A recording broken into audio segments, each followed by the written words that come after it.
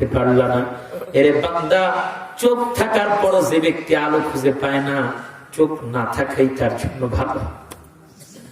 এজন্য বান্দা, আজকে কিয়ামতের ময়দানে আমি আল্লাহ তোরে অন্ধ বানায় দিলাম।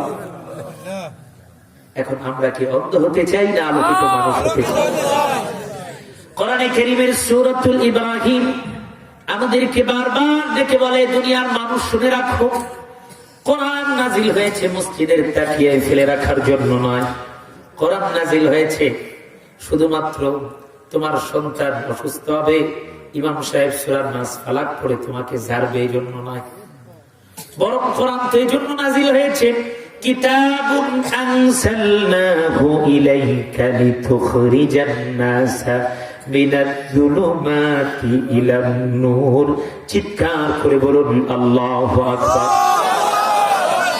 আল্লাহ রাব্বুল আলামিন বলেন, ওগো পয়গম্বর, আমি আপনার উপরে কোরআন নাজিল করেছি এজন্য যে কোরআন পড়ে পড়ে মানুষদেরকে আপনি অন্ধকার পথযাত্রী মানুষগুলোকে, জাহান্নামী মানুষগুলোকে, অন্যায়ের পথে চলে যে মানুষগুলি আলোর পথ হারিয়ে ফেলছে, ওই মানুষগুলোকে আপনি ধরে ধরে কোরআনের মাধ্যমে, কোরআন পড়ে পড়ে কোরআনের আলো দিয়া ওই মানুষগুলোকে জান্নাতুল ফেরদাউসের পথ দেখায় দিবে। আর যদি এই পথ না ধরে, বোঝার পরও কেউ যদি অন্ধ হতে চায়, তাহলে কোরআন থেকে মুখ ফিরিয়ে নাও। যুবক, আমি তোমাকেই বলছি, কোরআন থেকে মুখ ফিরিয়ে নাও। কোথায় যাবে, কোথায় যাবে, কোথায় যাবে? কোন জায়গায় যে শান্তি পাবে না। কোন পথে শান্তি নাই, কোন পথে মুক্তি নাই। শান্তির পথ সে তো একটাই, একটাই, সে পথ ইসলাম আর কিছু নয়। সে পথ ইসলাম, আই ছুটে আয়। কথা বলেন ঠিক কিনা? আল্লাহর পথ ছাড়া, নবীর পথ ছাড়া যুবক, কত যুবক আত্মহত্যা করে দুনিয়া থেকে বিদায় নিয়েছে, শান্তি পায় নাই। আল্লাহর কসম, কোন নামাজি যুবক, ইমানদার যুবক যে আল্লাহর বিধান মতো চলে, তারে ফাঁসির কাস্টে ঝুলতে হবে না। কোন ইমানদার নারীকে সুইসাইড করে মরতে হবে না।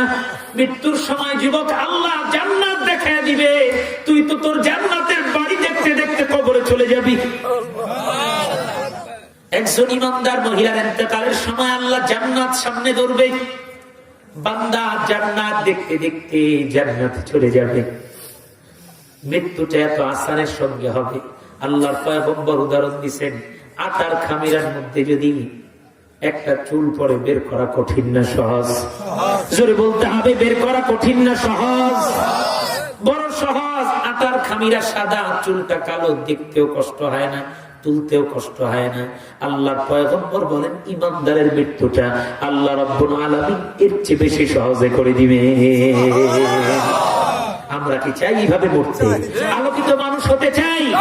এজন্য ঘন্টাখানিক কথা চলবে ইনশাআল্লাহ। আমি 12টার মধ্যে ইনশাআল্লাহ মোনাজাত করে দিব, আল্লাহ যদি তৌফিক দান করেন। থাকবেন তো ইনশাআল্লাহ? কারা কারা থাকবেন একটু দু হাত উঁচু করে দেখান। আল্লাহ তুমি কবুল করে নাও, সকলেই বলি আমিন। আল্লাহ আজকের এই মাহফিলকে আমাদের জন্য হেদায়েতের জরিয়া বানিয়ে দাও। আমার ভাইরা, বন্ধুরা, এজন্য আল্লাহ রাব্বুল আলামিন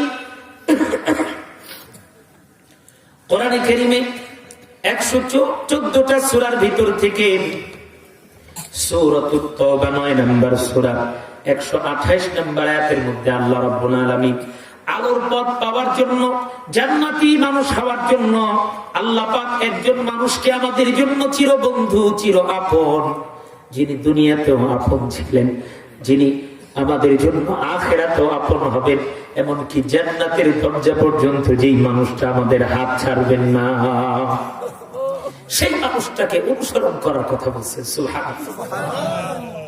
আল্লাহ রাব্বুল আলামিন বলেন, লাকাদ জাআকুম রাসূলুম মিন আনফুসিকুম আজিজ। তোমাদের মধ্য থেকে তোমাদের কাছে এমন একজন রাসূল প্রেরণ করেছি, যিনি তোমাদের ব্যথায় ব্যথিত হন। সুবহানাল্লাহ বলবেন। পৃথিবীতে এমন কোন মানুষ নাই যে পয়গম্বরের মতো দরদ আছে, এমন কোন মানুষ খুঁজে পাওয়া যাবে না নবীর মতো আমাদের জন্য সব সময় দোয়া করেছে। এমন কোন মানুষ পাওয়া যাবে না যুবক, যেই যুবক এমন কোন উম্মত নেই যার জান্নাতে যাওয়ার জন্য দোয়া করা নেই। নবী উম্মত যেন আযাবে গ্রেফতার না হয়। ডাক দিয়া বলছেন, মালিক আমার উম্মতরে গণহারে আযাব গজব দিয়ে ধ্বংস করে দিও না। আল্লাহ আমার উম্মতকে মহামারী দিয়ে ধ্বংস করে দিও না। এজন্য আজকের বিশ্বে তাকিয়ে দেখেন, করোনা ভাইরাসে মুসলমানদের মৃত্যুর সংখ্যা সবচেয়ে কম। এই যুবক তুমি হয়তো জানো না, এটা মদিনাওয়ালার দোয়া। মদিনাওয়ালার দোয়া করছে, আল্লাহ এমন কোন গজব, এমন কোন আযাব আমার উম্মতকে দিও না যেই আযাবের কারণে উম্মত গণহারে ধ্বংস হয়ে যায়। এমন কোন রোগ দিও না, এমন কোন মহামারী দিও না যেই মহামারীর কারণে উম্মত গণহারে লাশে পরিণত হয়ে যায়। নবীর দোয়ার বরকতে আল্লাহ আমাদেরকে হেফাজত করছে। শুধু তাই না, আল্লাহ রাব্বুল আলামিন বলেন, হারিসুন আলাইকুম, আল্লাহর পয়গম্বর তোমাদের সবচেয়ে বেশি কল্যাণকামী, নবীর চেয়ে কল্যাণকামী আর কেউ আছে নাকি? আল্লাহর পয়গম্বর উদাহরণ দেন, একজন মানুষ আগুন জ্বালাইছে। শীতকালে আগুন জ্বালান কিনা বলেন? তাপ নেওয়ার জন্য। খেরের পাড়ার মধ্যে আগুন লাগায় মানুষ আগুন পোহায়, একটু শরীরে তাপ লাগলে ভালো লাগে, চুলার পাড়ে যায়। পয়গম্বর বলেন, একজন আগুন ধরাইছে, পোকামাকড় সবাই সে আগুনের মধ্যে পড়তেছে, ওদের ভাল লাগে কিন্তু জানে না এর মধ্যে পড়লে শরীর পড়ে যাবে। পোকামাকড় গুলি সেটার মধ্যে পড়ে আর সারখার হয়ে যায়। পয়গম্বর বলেন, দুনিয়ার ভিতরে পড়ে মানুষগুলো এইভাবে করে জাহান্নামের আগুনে পড়তে যায়। কেমন যেন আমি ওই জাহান্নামের আগুন থেকে একটা একটা করে উম্মতকে টেনে ধরে জান্নাতের পথ ধরে দিই না। এই পথ না, যারে উম্মত এই পথে জান্নাতের অবস্থা, যা এই পথ দিয়ে জান্নাত গেছে। সুবহানাল্লাহ। পয়গম্বর এতটা কল্যাণকামী, এতটা আমাদের প্রতি দরদ, আমাদের কষ্টে কষ্ট পান। নবী দোয়া করছেন, আল্লাহ আমার উম্মতকে এমন অভাব দিয়েন না যে উম্মত খাওয়ার অভাবে দুনিয়া থেকে কোন হারে মারা যায়। এই যুবক একবার চিন্তা করে দেখো, বাবার পয়গম্বরের যদি দোয়া না থাকতো, কত দেশ দুর্ভিক্ষের কারণে সোমালিয়ার মানুষের হাড়গুলি দেখা যায়। করোনা ভাইরাস আক্রান্ত হওয়ার পর বাংলাদেশ এখনো মানুষ আল্লাহ পাক চারটা ডাল ভাত খাওয়ায়। এটা নবীর দোয়ার বরকত, এটা কোরআনের বরকত, এটা কোরআনী মাদ্রাসার বরকত, এটা মসজিদ মাদ্রাসার আজানের বরকত, আল্লাহর ঘরে 5 ওয়াক্ত নামাজের বরকত। এখনো মুরব্বী বাবাজিরা ঠান্ডা পানি দিয়ে উযু করে মসজিদে যায়, যেহেতু জমিনের উপর দিয়া মালিকের মহব্বতে হাঁটে। এই জন্য জমিন বান্দাকে আল্লাহ পাকের নিয়ামত গুলি ঢেলে দিচ্ছে আল্লাহর হুকুমে, এই জন্য এটার বরকত। আমার ভাইরা বাবারা, আল্লাহ তাআলা এই জন্যই ডেকে বলেন, হারিসুন আলাইকুম বিল মুমিনিনা রাউফুর রহিম। আল্লাহ তাআলা ডাক দিয়ে বলে, ও দুনিয়ার মানুষ শুনে রাখো, আমি এমন একজন নবী পাঠিয়েছি, এমন একজন পয়গম্বর পাঠিয়েছি যিনি মুমিনদের উপরে বড় দয়ালু, যার মতো করুণাময় আর কাউকে খুঁজে পাবে না। সূরা আম্বিয়ার 107 নম্বর আয়াতের মধ্যে আল্লাহ বলেন, শুধু মুমিনদের জন্যই নয়, গোটা পৃথিবীর জন্য আমি আল্লাহ পয়গম্বরকে রাহমাতাল লিল আলামিন বানিয়েছি। আর জোরে বল সুবহানাল্লাহ। আমার ভাইরা বন্ধুরা, আল্লাহ রাব্বুল আলামিন বলেন, ওয়ামা আরসালনাকা ইল্লা রাহমাতাল লিল আলামিন। চিৎকার করে বলুন সুবহানাল্লাহ। আই ইমামুল আউয়ালিন ওয়াল আখিরিন বাহরে সাদকা রাহমাতাল লিল আলামিন। শুধু মওজুদাশ রাহমাতাল লিল आलमीन मस्जिदे ऊ शुद हमारो ये जमीन सय्यदुल कौनैन खतमुल मुरसलीन आखिर आमद बूदे फखरुल अव्वलीन सुबहानाल्लाह। এজন্য কবি ডাক দিয়ে বলেন পয়গম্বরকে আল্লাহ পাক সবার শেষে পাঠিয়েছেন, কিন্তু সমস্ত নবীদের ইমাম বানিয়ে আল্লাহ পাক নবীকে এই উপাধি দিয়েছেন ইমামুল মুরসালিন, সমস্ত নবীদের ইমাম। সুবহানাল্লাহ। নবীর কথার মধ্যে বরকত, নবীর সুন্নতের মধ্যে বরকত, নবীর দোয়ার মধ্যে বরকত, নবীর দুরুদের মধ্যে বরকত, নবীর পোশাকের মধ্যে বরকত। আল্লাহর গোলাম, নবীর উম্মত, আল্লাহর নবীর প্রতিটা কথার মধ্যে এত বরকত। আজ পর্যন্ত মানুষ যদি নবীর একটা সুন্নতের উপরে আমল করে আল্লাহ পাক তার ভাগ্যে হেদায়েত নসিব করে দিবে। এজন্যই তো ইমামে মালিক রাহমাতুল্লাহ আলাইহি বলতেন আল্লাহর নবী গোটা পৃথিবীর জন্য, আসমান জমিনের জন্য যা কিছু আছে গোটা মাখলুকাতের জন্য আল্লাহ পাক রহমাতাল লিল আলামিন বানিয়েছেন। সুবহানাল্লাহ। আল্লাহ পাক অন্য নবীদেরকে আল্লাহ পাক একটা গোত্রের জন্য, একটা জাতির জন্য নবী বানিয়েছেন, নির্দিষ্ট এলাকার জন্য। আল্লাহ পয়গম্বরকে আল্লাহ মানুষ, জিন, সমস্ত মাখলুকাত, আরশে আজিম পর্যন্ত যত মাখলুক আল্লাহ সৃষ্টি করে রেখেছেন, ফেরেশতারা, জমিনের 7টা তবক স্তরের মধ্যে যত মাখলুকাত আছে, দুনিয়ার ভিতরে জমিনের মধ্যে যত পাহাড় আছে, গাছপালা আছে, পাথর আছে, আল্লাহ পাক সকলের জন্য পয়গম্বরকে নবী বানিয়েছে। এজন্য আল্লাহ তাআলা নবীর ব্যাপারে বলেছেন, দুনিয়ার মানুষকে আল্লাহ পাক সবক দিচ্ছেন, তুমি কারে মহব্বত করো। আজকের যুবকেরা অমুক খেলোয়াড় তারে মহব্বত করে, কেউ তো আর্জেন্টিনার পাগল, কেউ তো ব্রাজিলের পাগল, কেউ তো বাংলাদেশের টাইগারের পাগল। আল্লাহর কসম, মদিনাওয়ালার পাগল হও, দুনিয়াটাও তুমি পায়া যাইবা, আখিরাতও পায়া যাইবা। মদিনাওয়ালার পাগল হও, মদিনাওয়ালার পাগল হও। মদিনাওয়ালার পাগল হইতে পারলে আল্লাহ পাক দুনিয়াতেও শান্তি দিবে, পরকালেও শান্তি দিবে। দুনিয়াতেও কোনো শান্তি থাকবে না, পরকালেও কোনো শান্তি থাকবে না। এজন্য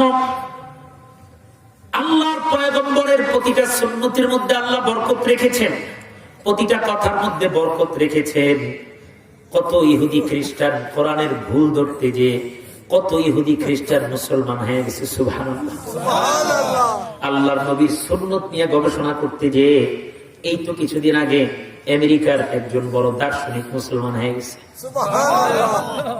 আরে যুবক, তুমি কোথাকার ব্রাজিলের নেইমারের ভক্ত, তার মতো চুল কাটো, তার মতো জার্সি পড়ো, 50,000 1 লাখ টাকা খরচ করে ঘরের উপরে ফ্ল্যাট বানাইছে ব্রাজিলের সাপোর্টার। বিশ্বকাপ খেলা 4 বছর পর পর হয়। বাংলাদেশে দেখবেন কেউ নেইমারের ভক্ত, কেউ মেসির ভক্ত, কেউ আর্জেন্টিনার ভক্ত। 5 লক্ষ টাকা খরচ করে একটা পতাকা বানাইছে 10 কিলোমিটার লম্বা। আফসোস আফসোস যুবক, কার পাগল হইলা? দুনিয়ার সব মানুষ স্বার্থের জন্য ভালোবাসে। বাবারে, এমন কোন মানুষ নাই পৃথিবীতে স্বার্থ ছাড়া কেউ কাউকে ভালোবাসে। একমাত্র আল্লাহ এবং আল্লাহ রসুল, তার আল্লাহ তাআলা তার বান্দাকে আর নবী তার উম্মতকে ভালোবেসেছেন একমাত্র স্বার্থহীন ভাবে। কোন স্বার্থ নাই। মদিনাওয়ালা আমাদেরকে দেখেন নাই, তবুও আমাদেরকে ভালোবেসেছেন, দোয়া করেছেন, আল্লাহ আমার যত উম্মত কিয়ামত পর্যন্ত আসবে, আল্লাহ তাদের আগে এবং পরে, ইচ্ছা এবং অনিচ্ছায় সব গুনাহগুলি মাফ করে দেন। যুবক, আমি জিজ্ঞাসা করি, কে আছে তোমার বন্ধু 5 ওয়াক্ত নামাজের পরে তোমার জন্য দোয়া করবে? কিন্তু মদিনাওয়ালা তোমার জন্য 5 ওয়াক্ত নামাজের পরে দোয়া করছে। সুবহানাল্লাহ বলবেন। পৃথিবীতে এমন কোন নেতা আছে যে এই নেতার পিছনে তুমি দৌড়াও, মিছিলে যে যদি গলা ভাঙা যায়, কয় তুই ইসুত কিনলে গলা ভাঙা ঘরে যায় বয়ে থাক। কারণ নেতার নামে মিছিল করতে পারবে না, গলা বসে গেছে, এই জন্য কর্মীরে কয় তুই যায় ঘরে বয়ে থাক, তোর দরকার নেই মিছিল। স্বার্থ নাই, এজন্য কর্মীরও দরকার নাই। দুনিয়াতে প্রত্যেকের মহাব্বত করে স্বার্থের জন্য। বাপ মাও সন্তান লালন পালন করে, কিছুটা স্বার্থ থাকে, পুরাপুরি স্বার্থ না থাকলেও চিন্তা করে ছেলেটা বড় হবে, কামাই রোজগার করবে, কিছু খাওয়াবে। কিন্তু ছেলেটা বড় হয়ে যদি কামাই রোজগার না করে, কয়টা একটা বাদাম না হয়েছে, খালি ঘরে বয়ে থাকে, বাপ ওই ছেলেটাকে দেখতে পারে না। আর যেটা ঠিক মতো চাকরি করে, কয়টা আমার ভালো ছেলে, কথা কয় না। বাস্তবতা, স্বামী 10 বছর ঠিক মতো চাকরি করছে, করোনা ভাইরাস আসছে, মাসে চাকরি চলে গেছে, 6 মাস যাবত ঠিক মতো বাজার সদাই করতে পারে না, বিবিরে কাপড় দিতে পারে না। স্ত্রী শ্বশুর বাড়িতে ফোন দিছে, তোমার জামাইয়ের চাকরি বাকরি নাই, এইভাবে কি সংসার করা যায় নাকি? আমি ওর ঘর করতে পারবো না, তোমরা আমার লয়ে যাও। কয় কি যে স্ত্রী 10 বছর ঠিক মতো খাওয়াইলো, এখন ঠিক মতো কাপড় চোপড় দিতে পারে না,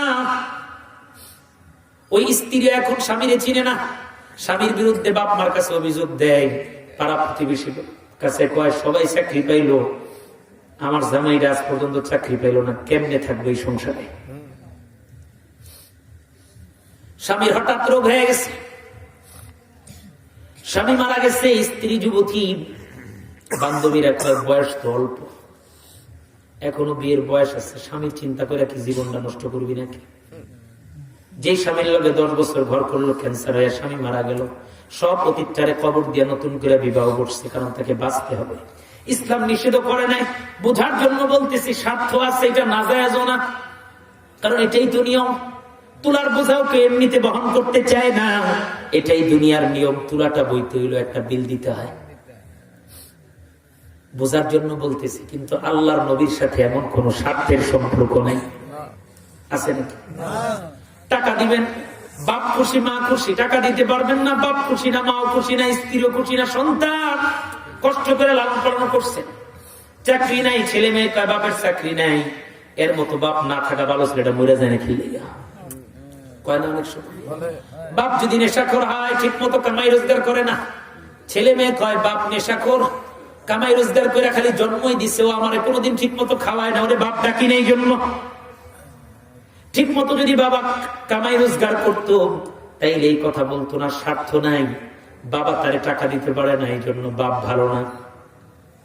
দুনিয়ার প্রতিটা মানুষকে মহাব্বত করে স্বার্থের জন্য, বন্ধুরে ভালোবাসে স্বার্থের জন্য। কিন্তু পয়গম্বরে আরবি সাল্লাল্লাহু আলাইহি ওয়াসাল্লাম উম্মতকে দেখেন নাই, সাহাবীদেরকে ডেকে বলেন, ও আমার সাহাবীরা, আমার ভাইরা কোথায়, আমার ভাইরা কোথায়? সাহাবীরা ডাক দিয়ে বলেন, নবী গো, আমরাই তো আপনার ভাই। আল্লাহর নবী বলেন, না, তোমরা আমার ভাই না, আমার ভাই হলো আমার ইন্তেকালের পরে যারা আমাকে না দেখে ভালোবেসে আমি নবীর প্রতি ঈমান আনবে, আমার সুন্নাত গুলাকে নিজের জীবনের থেকে বেশি ভালোবাসবে, ওরা আমার ভাই। কিয়ামতের ময়দানে ওদেরকে আমি আমার ভাই বলে ডাকবো। আমি বলি, যুবক, এমন কোন বন্ধু পাবে না যে ব্রাজিল হেরে গেলে তোমার চোখে পানি আসে, এমনও ঘটনা হয়েছে। বাংলাদেশের একজন নায়ক ছিল সালমান শাহ, বোঝার জন্য বলতেছি, আমাদের সিনেমা নিয়ে আলোচনা করার বিষয় না, কিন্তু দুনিয়ার মানুষগুলি যখন সিনেমার পাগল হয়, তখন উদাহরণ দিতে কথাগুলি বলা লাগে। সালমান শাহ মরে যাওয়ার পরে দেশের বহু মেয়েরা তার ভক্ত ফাঁসি দিয়ে মরে গেছে। সালমান শাহ মারা গেছে, আমরা বেঁচে থাকবো কি জন্য? অথচ চিনেও না, জানেও না, ছবি দেখছে, ভালো লাগছে, এজন্য সালমান শাহর প্রেমে জীবন দিয়ে দিছে।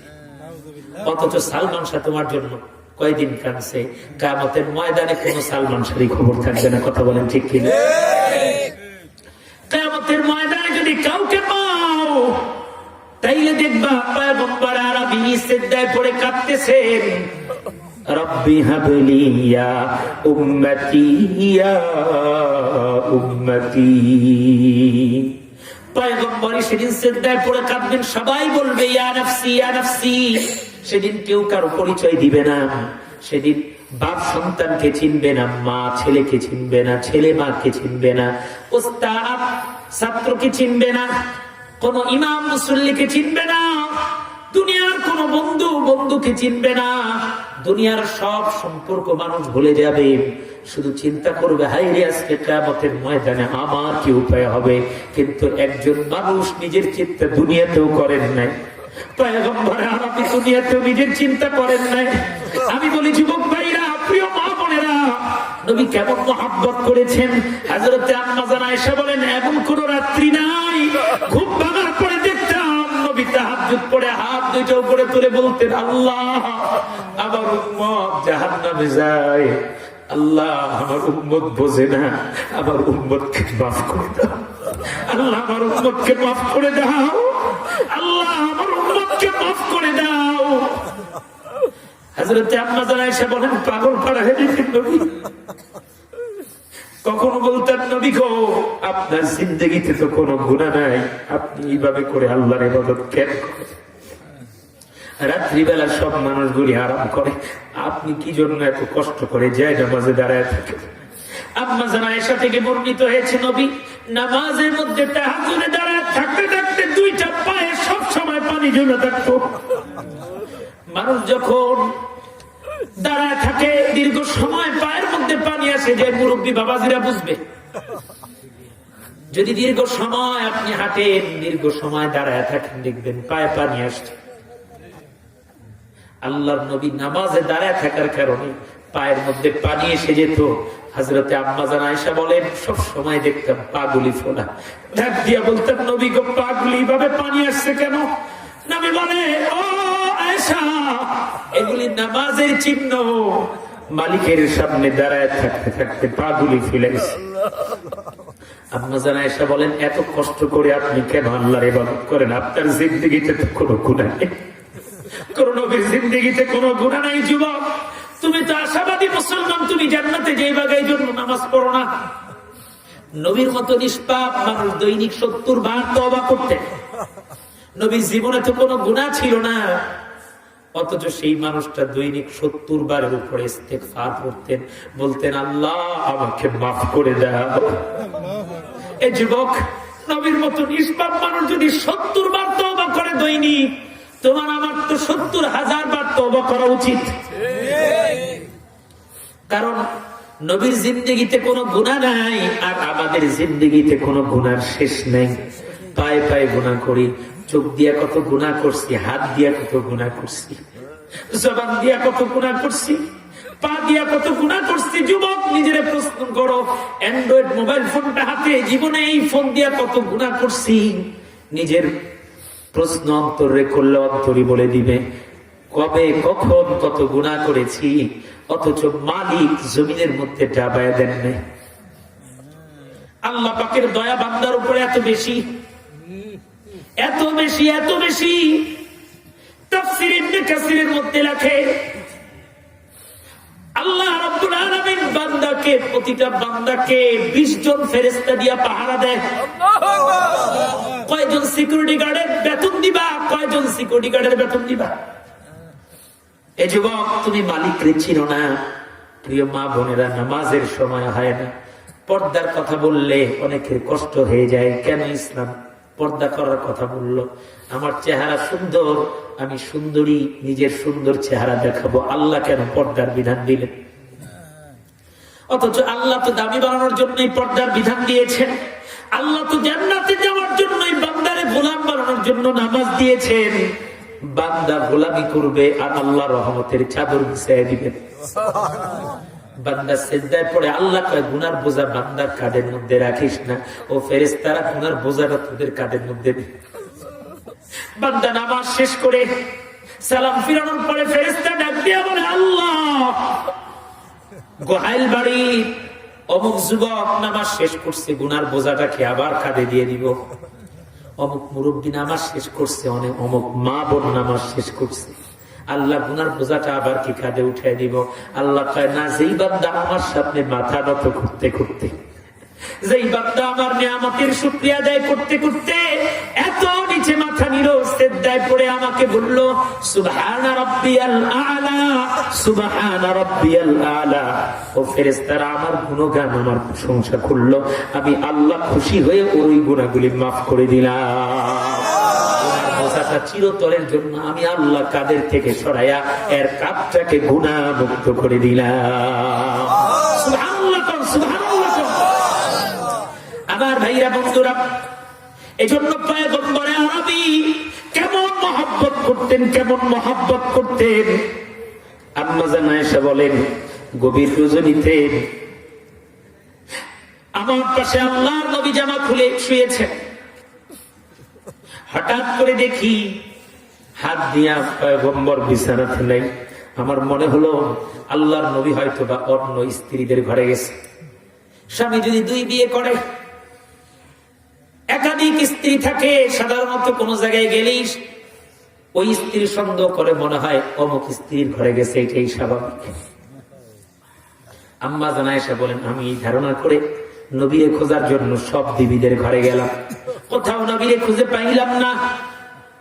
আসার সময় হঠাৎ মনে হলো মাঝে মধ্যে তো নবী জান্নাতুল বাকিতে যান, মদিনার কবরস্থান যেখানে বহু সাহাবী শুয়ে আছেন। আমি হাঁটতে হাঁটতে জান্নাতুল বাকিতে গভীর রজনীতে চলে গেলাম, যে দেখি আল্লাহর পয়গম্বর অঝোর ধারায় কাঁদতেছে। আল্লাহ পাকের কোরআনের আয়াত তেলাওয়াত করে বলেন, ইন তুআযিবুহুম ফাইন্নাকুম ইবাদুক ওয়া ইন তাগফির লাহুম ফাইন্নাকা আনতাল আজিজুল হাকীম। আল্লাহ আমার উম্মত গুনাহগার, ইচ্ছা করলে আমার উম্মতকে তুমি শাস্তিও দিতে পারো, আবার ইচ্ছা করলে আমার উম্মতকে তুমি মাফও করে দিতে পারো। আল্লাহ তুমি প্রজ্ঞাময়, তুমি দয়ালু, আল্লাহ মেহেরবানি করে আমার উম্মতকে মাফ করে দাও। হযরত আয়েশা বলেন, নবীর কান্নার আওয়াজে জান্নাতুল বাকি যেন কাঁপতেছে। আমিও পিছন দিক দিয়ে হাত তুললাম। আল্লাহর পয়গম্বর ডাক দিয়ে বলে, আল্লাহ আমার কত এতিম সাহাবী এখানে শুয়ে আছে, মালিক প্রত্যেকটা কবরকে জান্নাতের টুকরা বানায় দাও। আল্লাহ তোমার কাছে জাহান্নাম থেকে পানা চাই। আমি বলি, যুবক, জাহান্নামের কথা তোমার স্মরণ হয় না, এজন্য মদ খাইতে যাও। জাহান্নামের কথা স্মরণ হয় না, এজন্য জুয়া খেলতে যাও। জাহান্নামের কথা স্মরণ হয় না, এজন্য তুমি বাপ মার সঙ্গে বেয়াদবি করো। জাহান্নামের কথা স্মরণ হয় না, এজন্য বান্দার নষ্ট করো। জাহান্নামের কথা স্মরণ হয় না, এজন্য মসজিদে আজান হয় কিন্তু তুমি মসজিদে যাইতে পারো না। আরে মসজিদে যাবার জন্য কপাল লাগে, এমপির কাছে যাওয়ার মতো ভাগ্য কয়জন মানুষের হয়? মানুষ মনে করে আরে এমপির লগে সেলফি তুলছে, এমপির সাথে ছবি আছে, এই লোকটা বড় এমপি সাহেবের কাছের লোক। আরে হতভাগা, দুনিয়ার সব এমপিদের এমপি, মন্ত্রীদের মন্ত্রী, বাদশার বাদশাহ। রব্বুল আলামিন, আল্লাহ রব্বুল আলামিনের দরবার হচ্ছে মসজিদ। এই মসজিদে যারা গেল তারা আল্লাহর মেহমান হয়ে গেল। এটা বড় সৌভাগ্যের বিষয়। হযরত ওমর বলেন, যখন মসজিদে যাই মনে হয় আল্লাহর মেহমান হতে পেরেছি, যে এই সময়টুকু, এই সময়টা এই জীবনের কাজে লাগছে। আর আজকাল মুসলমান কত আগে মসজিদ থেকে বের হবে এটা চিন্তা থাকে। মসজিদে গেলে ঘড়ি দেখে, ইমাম সাহেব কয় মিনিটে নামাজ শেষ করলো, অথচ আল্লাহর পয়গম্বর বলেন মসজিদে যাওয়ার পরে তুমি মনে করবা কপাল খুলে গেছে। নামাজের জন্য যতক্ষণ অপেক্ষা করবা, ফেরেশতারা নেকি লেখার প্রতিযোগিতা করতে থাকে, কে কত বেশি নেকি লিখবে তোমার নামে। যেই ঘরে গেলে শান্তি, যেই ঘরে গেলে রহমত পাওয়া যায়, যেই ঘরে গেলে আল্লাহ পাকের মেহমান হওয়া যায়, যেই ঘরে গেলে অবারিত রহমত নাজিল হয়, ওই ঘরের সাথে সম্পর্ক নাই। পয়গম্বর বলেন, রাজুলুন কলবুন মুআল্লাকুন ফিল মসজিদ। কিয়ামতের ময়দানে 7 শ্রেণীর মানুষকে আল্লাহ আরশে আজিমের নিচে ছায়া দিবেন। এর মধ্যে 1 শ্রেণীর মানুষ হলো যাদের মনটা এক নামাজের পরে আরেক নামাজের জন্য অপেক্ষায় থাকে। গোহাল বাড়ি মসজিদের এলাকার মানুষগুলি সবসময় চিন্তা থাকে জোহরের নামাজ হয়ে গেছে, আসরের নামাজটা কখন হবে। বারবার ঘড়ির দিকে তাকায় আর মসজিদের মিনারার দিকে খেয়াল করে যে আজান হয় কিনা, আসরের নামাজ পড়তে যাবে। আল্লাহর পয়গম্বর বলেন, যাদের দিলটা এইভাবে মসজিদের সাথে লটকায় থাকে, আরো সে আজিমের নিচে আল্লাহ পাক রহমতের ছায়ার নিচে তাদেরকে কিয়ামতের ময়দানে আশ্রয় দিবে। যেদিন কোনো ছায়া থাকবে না, মাথার এক দিগত উপরে সূর্য চলে আসবে, মাথার মগজগুলি গরম পানি যেরকম ফুটতে থাকবে। ওই দিন যাদের মন আল্লাহর ঘরের সাথে লাগা ছিল, ওই মানুষগুলোকে আল্লাহ স্পেশাল একটা রহমতের ছায়ার নিচে আল্লাহ আশ্রয় দিয়ে দিবে। অথচ সেই মসজিদের সাথে সম্পর্ক নেই। 5 ওয়াক্ত নামাজ উম্মতের জন্য শ্রেষ্ঠ সম্পদ। নবী বলেন, মেরাজের রজনীতে 5 ওয়াক্ত নামাজের এগেইনস্টে আল্লাহ পাক আমাকে 50 ওয়াক্ত নামাজ দিয়েছিলেন। 50 ওয়াক্ত নামাজ উম্মতের পড়ার দরকার নেই, 5 ওয়াক্ত নামাজ পড়বেন, আল্লাহ পাক 50 ওয়াক্ত নামাজের সওয়াব উম্মতকে দিয়ে দিবেন। আজকে উম্মতের অবস্থা হলো, নবীকে ভালোবেসে 5 ওয়াক্ত নামাজি হতে পারে না, অথচ যেই নবী মৃত্যুর পরেও ভুলবে না, কবরে শোয়ানোর পরে আল্লাহ পয়গম্বরকে যখন মুনকার নাকির দেখায় বলবে, মান হাদার রাজুলুল্লাযী বুইসা ফীকুম, এ আল্লাহর বান্দা, এই মানুষটাকে কি চিনো? ওই যে মদিনাতে সুন্দর মানুষটা বসে আছে, তারে কি চিনো নাকি? বান্দা যদি ইমানদার হয়, আল্লাহ তাআলা সঙ্গে সঙ্গে নবীরে চিনে দিবেন। ওই ব্যক্তি বলবে, হুয়া রাসূলুল্লাহ সাল্লাল্লাহু আলাইহি ওয়াসাল্লাম। এ আর কেউ না, এটা আমাদের মদিনাওয়ালা, যে তায়েফের ময়দানে রক্ত দিয়েছেন। এটা আমাদের ওই নবী যে উহুদের ময়দানে দাঁত ভেঙেছেন। এটা তো আমাদের ওই নবী যে মাসের পর মাস যার চুলায় আগুন জ্বলতো না। এটা তো আমাদের ওই নবী যে খেজুর পাতার বিছানায় শুয়ে দিন যাপন করেছেন, একটা আরামের বিছানাও কোনোদিন পান না। এ নবীর উম্মত আজকে নবীর জন্য মায়া লাগে না? তোমার জন্য কেউ কাঁদবে না, কেউ কাঁদবে না। তাকায় দেখো, জান্নাতুল বাকিতেও নবী কাঁদতেছেন। আম্মা যারা এসে বলেন, নবী দীর্ঘ সময় দোয়া করলেন, আল্লাহ আমার উম্মতকে মাফ করে দাও। একটা উম্মত যদি জাহান্নামে যায়, আমি পয়গম্বরের কলিজা ছিঁড়ে যাবে। হযরত আম্মা জানা এসে বলেন, আয়াত নাযিল হলো, ফালাআল্লাকা বাখিউন নাফসাকা আলা আথারিহিম ইল্লাম ইয়াকুনু বিহাযাল হাদীসি আসাফা। নবী উম্মতের চিন্তায় খাবার দাবার বন্ধ হয়ে গেছে, ঠোঁটগুলি শুকিয়ে গেছে, চেহারার রক্তগুলি শুকিয়ে গেছে। পয়গম্বর মরণাপন্ন অবস্থায় আয়াত নাযিল হয়ে গেছে সূরা কাহফের। আল্লাহ ডাক দিয়ে কয়, নবী গো, উম্মত জাহান্নামে যাবে, এইজন্য আপনি চিন্তায় খাওয়া দাওয়া বন্ধ করে দিয়েছেন। উম্মতের শোকে, উম্মতের দুঃখে নিজেরে শেষ করে দিচ্ছেন। আপনি তো জীবন মরণের প্রশ্ন দেখা দিয়েছেন। আমি আল্লাহ যাকে হেদায়েত দিবে, হেদায়েত পাবে। আপনি চেষ্টা করেন উম্মতের চিন্তায় নিজেকে এভাবে শেষ করে দিবেন না। হযরত আবু বকর সিদ্দিক বলেন, আল্লাহর পয়গম্বর উম্মতের এত মায়া ছিল, কখনো কখনো আল্লাহর নবী যখন ঘুমাতেন, ঘুমের ভিতরেও কান্নার আওয়াজ আসতো ভিতর থেকে। ছোট্ট বাচ্চা দেখবেন, মা বোনেরা যারা আসছে তারা বুঝবে, বাচ্চা যখন খুব বেশি কান্না করে দেখবেন হেঁকে দিতে থাকে, কান্না শেষ। কিন্তু বাচ্চা একটু পর পর হেঁকে, কষ্ট পাইলে ভিতর থেকে বাচ্চাদের দেখবেন কিছু তো বলতে পারে না, দুধের শিশু দেখবেন হেঁকে দিয়া কান্না করে। আল্লাহর নবী উম্মতের চিন্তায় ঘুমের ভিতরেও কাঁদতেন। আম্মা জান আয়েশা বলেন, যেদিন ইন্তেকালের সময় হলো, আল্লাহর নবী আমার কোলে শোয়া, আমার রানের উপরে নবীর শোয়া রাখছি, প্রিয়তম স্বামীকে। নবীর চেহারার দিকে বারবার তাকাই, আল্লাহর নবীর চেহারার মধ্যে কোনো দাগ খুঁজে পাই নাই, কিন্তু চোখের দুই পাশে 2টা দাগ পেয়েছি। ডাক দিয়ে বললাম, নবী গো, এত সুন্দর চেহারার মধ্যে কোনো দাগ নেই, শুধু 2টা দাগ দেখা যায়। এটা কিসের দাগ? আল্লাহর পয়গম্বর ডাক দিয়ে বলে, ও আয়েশা, এটা তো উম্মতের জন্য কান্না করতে করতে চোখের 2 পাশে দাগ পড়ে গেছে। কিয়ামতের ময়দানে যদি একটা উম্মত জাহান্নামে যায়, ওই কষ্ট আমি সহ্য করতে পারবো না। ইন্তেকালের সময় উম্মতের চিন্তায় বারবার বলতেছিলেন, আল্লাহ আমার উম্মতের কি হবে? হযরত জিবরিল দেখা করতে আসছে, কয়, জিবরিল, উম্মতরে ছেড়ে চলে যেতেছি, আমার উম্মতরে কে দেখবে? মুরগি যেরকম নিজের বাচ্চাগুলাকে শকুন থেকে থেকে চিল থেকে বাঁচানোর জন্য পাকনার নিচে রাখে। নবী উম্মতের চিন্তায় এতটা চিন্তিত ছিলেন, মৃত্যুর সময় সন্তানের চিন্তা করেন না নবী, কারো চিন্তা নাই। বারবার জিবরাইল আমার উম্মতের কি হবে, উম্মতকে ছেড়ে যেতে বড় কষ্ট হয়। আল্লাহুম্মা রাফিকাল আলা, যদিও আমার সবচেয়ে বড় বন্ধুর সঙ্গে সাক্ষাতে যাচ্ছি আল্লাহর সাথে, কিন্তু আমার থেকে উম্মতকে কার কাছে রেখে যাব?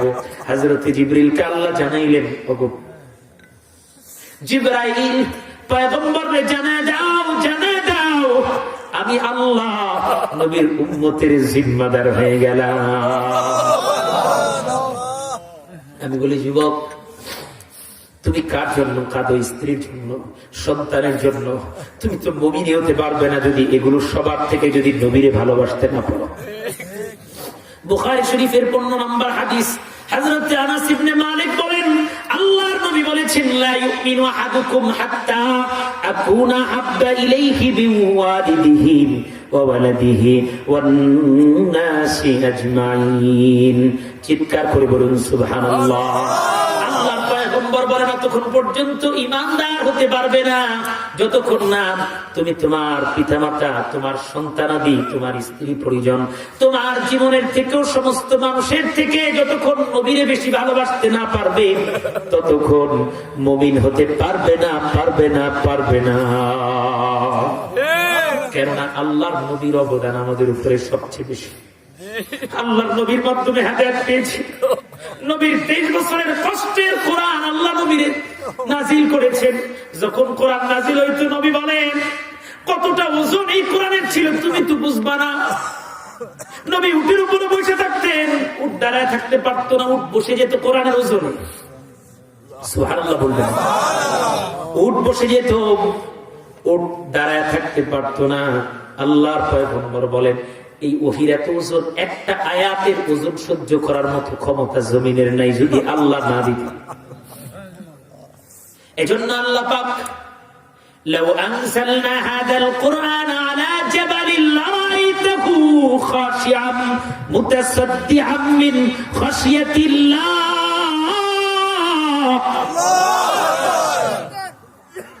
আল্লাহ আমি যদি এই কোরআনকে পাহাড়ের উপরে নাজিল করতাম, দেখতাম পাহাড় ভয়ে টুকরা টুকরা হয়ে গেছে। সাগর রে বলছে, রে সাগর তোমার উপরে নাজিল করি। সাগর বলছে, আমি সাগর মরুভূমি হয়ে যাব শুকাইয়া, কোরআন গ্রহণ করার মতো ক্ষমতা আমার নাই। আল্লাহ পাক এমন একজন মানবকে চয়ন করেছেন যিনি পৃথিবীর আদি হতে অনন্ত পর্যন্ত শ্রেষ্ঠ মানব। আল্লাহ পাক সূরা ইয়াসিনের মধ্যে নবীর ব্যাপারে কসম করছেন, ইয়াসিন ওয়াল কুরআনিল হাকীম, প্রজ্ঞাময় কোরআনের কসম, ইন্নাকা লামিনাল মুরসালিন। যত নবীদেরকে প্রেরণ করেছি এর মধ্যে আপনি অন্যতম নবী, শ্রেষ্ঠ নবী। সবার উপরে আপনাকে মর্যাদা দিয়েছি। আলা সিরাতিল মুস্তাকিম, আপনি সঠিক পথের উপরে আছেন। আমি আল্লাহ আমার কোরআনের কসম খেয়ে মানুষদেরকে জানায় দিলাম। এই যুবক, আল্লাহর কি কসম খাওয়া লাগে নাকি? তবু আল্লাহ কোরআনের কসম খেয়ে বলছেন, যুবক তুমি মডেল বানাইছো, দুনিয়ার অমুক সাংবাদিককে, অমুক নেতাকে, অমুককে তোমার মডেল বানাইছো। দেখো, যেই নেতার ব্যাপারে বলা হচ্ছে ফুলের মতো চরিত্র, কিছু না কিছু দোষ তার মধ্যে আছে, কিন্তু পয়গম্বরে আরবিকে সার্টিফিকেট দিয়েছেন স্বয়ং আল্লাহ। কে সার্টিফিকেট দিয়েছেন? যার কদম চুমতে পারলে জীবন ধন্য হয়। হযরত ওমর বলেন, নবীর মাথা কাটতে গেছিল, শরীরের মধ্যে এত জিভ ছিল যে নবীর পাল্লাটা কাইটা কাফেরদের হাতে উঠে দিব। কিন্তু নবীর চাঁদ মাখা, জাদু মাখা চেহারা যখন দেখলাম, আল্লাহর কসম মনে হলো যেন আল্লাহ পাক একটা নূরের ঝলক আমাকে দেখায় দিলেন। আমি সঠিক রাস্তা পেয়ে গেলাম। নবীর মাথা কাটতে যায় নবীর কপালের মধ্যে চুমা দেওয়ার সুযোগ পেয়ে গেলাম। আল্লাহর নবী বলেন, ওমর আসো। বুকের মধ্যে জড়ায় দিয়েছেন। হযরত ওমর বলেন, জীবনের প্রথম দিন যেদিন নবী আমারে জড়ায় ধরছে, আল্লাহর কসম নবীর সিনার সঙ্গে সিনা লাগানোর পরে মনে হলো নিজের ভিতরে যত অপরাধ, যত অন্যায় অনাচার করার আগ্রহ ছিল, গুনাহ করার আগ্রহ ছিল, আল্লাহ পাক আমার ভিতরে সব নেফাকিগুলি বের করে দিলেন। নবী কত দরদি ছিলেন, কত দরদি ছিলেন, কতটা দরদি ছিলেন। কেমনে বলবো যুবক, রাত তো অনেক হয়ে যায়, কেমনে বলবো নবীর দরদের কথা। এক যুবক যায় নবীরে বলে, নবী গো, ওগো নবী, আমার জিনা করতে মনে চায়। সাহাবায়ে কেরাম বসা।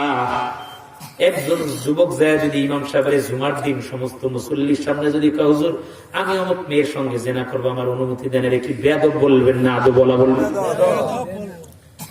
সাহাবায়ে কেরামের সামনে আল্লাহর পয়গম্বরকে একজন যুবক বলছে, হুজুর আমাকে জিনা করার অনুমতি দেন। আপনি আমি হইলে রাগ হইতাম, উত্তেজিত হতাম, বকা দিতাম। আল্লাহর পয়গম্বর সাহাবায়ে কেরাম রাগে কিরমির কিরমির করে, আরে এত বড় সাহস, নবীরে জিনা করার অনুমতি চায় নবীর সামনে। হযরত ওমর আর চোখে তাকায়, সাহাবায়ে কেরাম আর চোখে তাকায়, নবী ইশারা দিলেন কিচ্ছু বলো না। যুবককে ডাক দিলেন দরদের সাথে, এই যুবক আমার কাছে আসো। আল্লাহর নবীর সামনে যুবক গেল।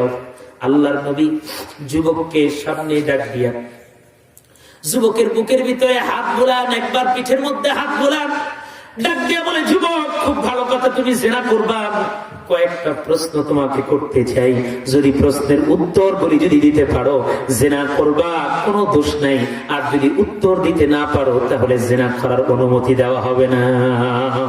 যুবক তো খুশি, কি আর প্রশ্ন করবে, উত্তর তো অবশ্যই দিব।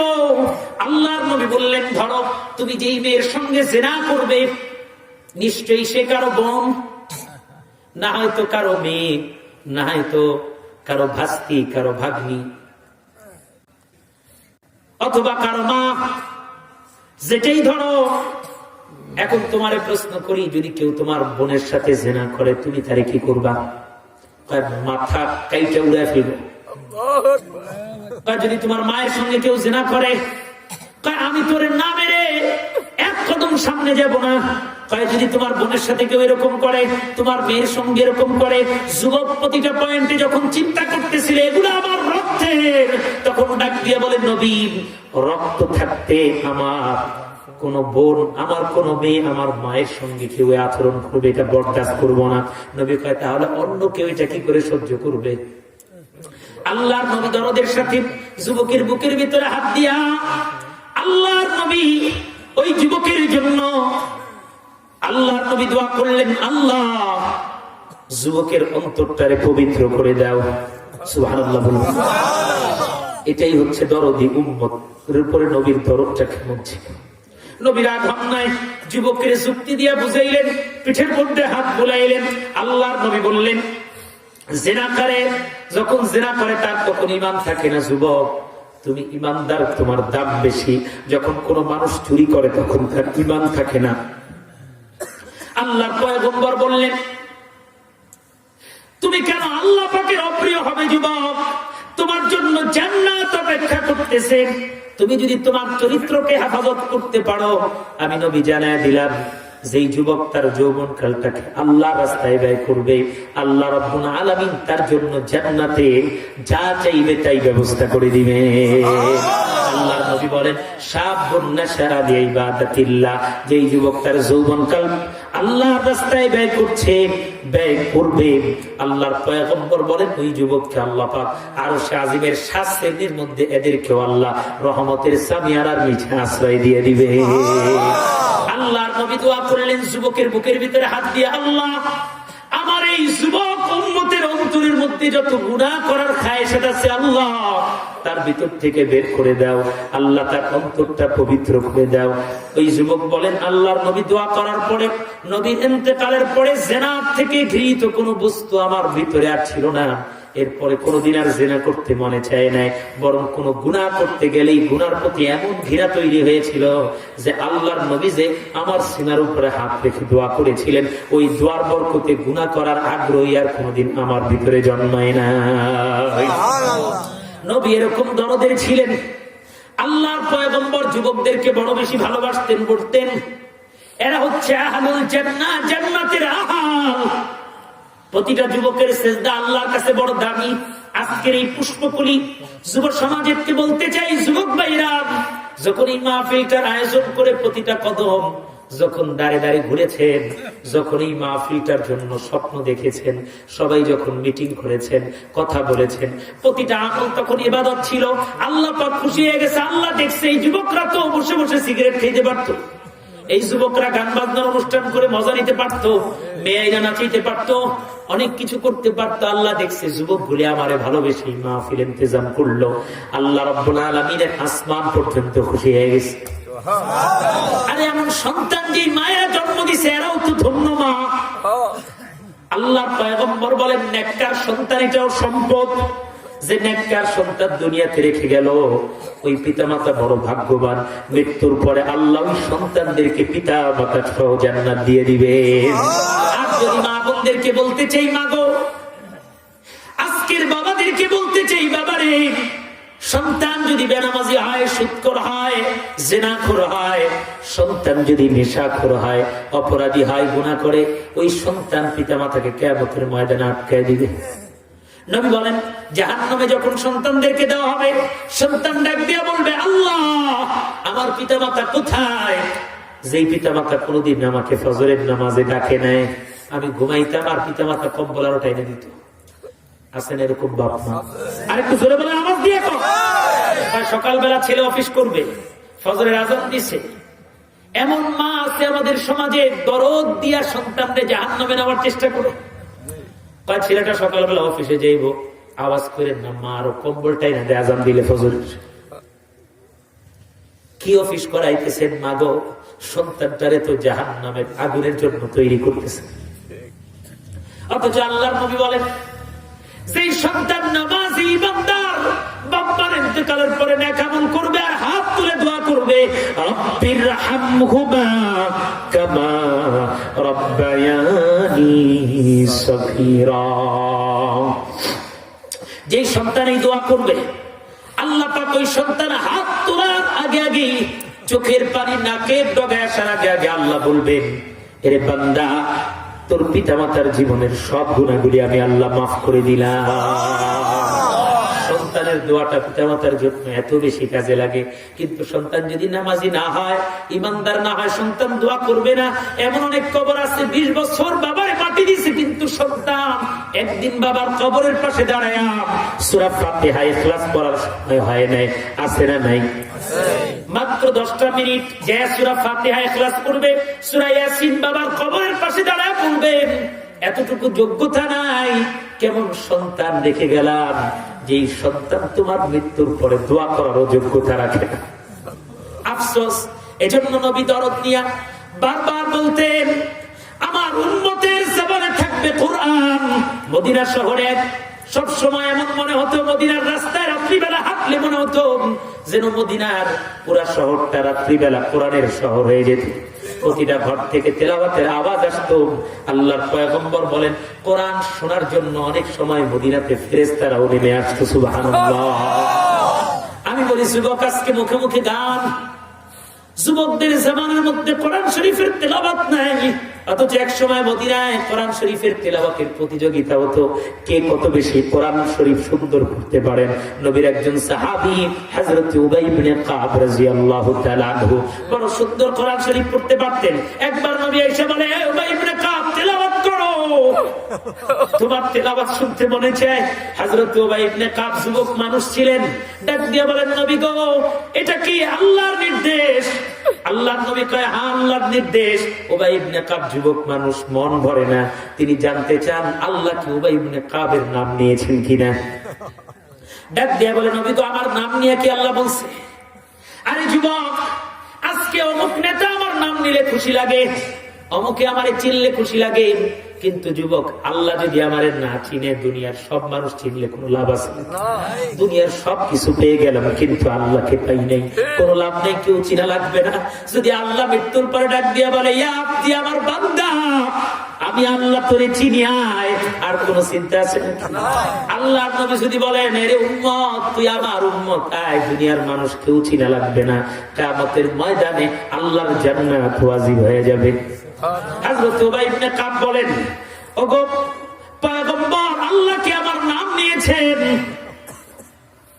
আল্লাহর পয়গম্বর ডাক দিয়ে বলেন, নাম আল্লাহু সাম্মাকা, আল্লাহ তোমার নাম নিয়ে বলেছেন। উবাই ইবনে কাবকে বলেন, তেলাওয়াত করতে আমি আল্লাহ শুনতে চাই। এসব তোমার মুখে হিন্দি গান শোভা পায় না। তুমি মুসলমানের সন্তান, তুমি কোরআন শরীফ তেলাওয়াত করবা, শয়তান দূর হয়ে যাবে।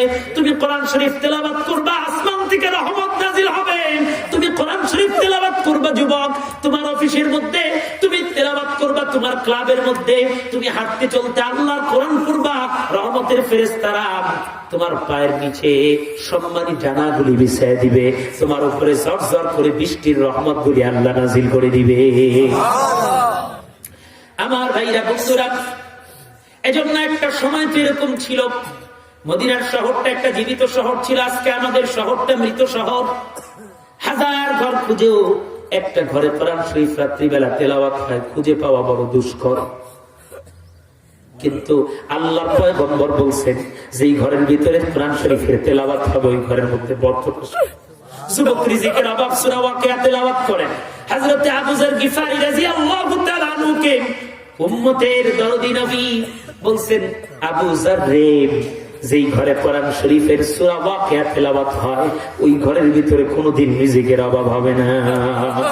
আবু যর গিফারী গিফার গোত্রের বড় ধনী ব্যক্তি ছিলেন, সম্পদের অভাব ছিল না। শেষ জমানায় এমন একটা ঘরে বসবাস করতেন যেটা 3.5 হাত কবরের মতো। লোকেরা জিজ্ঞাসা করে, এত জমিদার বাড়ির লোক আপনি, এত অর্থ সম্পদ ছিল, এত ছোট্ট একটা ঘরে কেন বসবাস করেন? উল্টা প্রশ্ন করছে আবু যর গিফারী, দুনিয়ার এই ঘরে বেশি সময় থাকতে হবে না কবরের ওই ঘরে বেশি সময় থাকতে হবে? সাহাবীরা ডাক দিয়ে বলে, হ্যাঁ, কবরের ওই ঘরের কোনো মেয়াদ নেই, কতকাল থাকতে হবে জানা নাই।